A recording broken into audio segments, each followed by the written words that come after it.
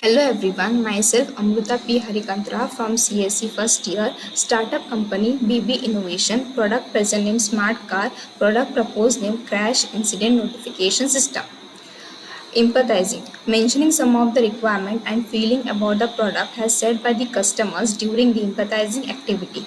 First one is nowadays cars have only automatic braking systems, autopilot and airbags for safety. But in this car, if any accident happens, it will send messages to the nearest police station, hospital and family members. Second one is the message includes location, impact of the car and it mentions whether the car is rolled over or not. Third one is black box recorder to store data of car, for example, time, date, time of impact, dash cam, recordings, etc. Define stage. Based on the empathizing stage and considering the feelings and requirements of customers, many new features are added to the existing product. Existing product name, smart car, futuristic product name, crash incident notification system. IDE Stage. Some of the additional features to be added are mentioned here.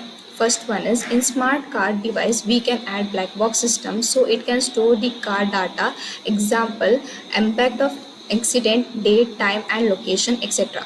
Second one is GSM module to send emergency message along with coordinates to family members and police station.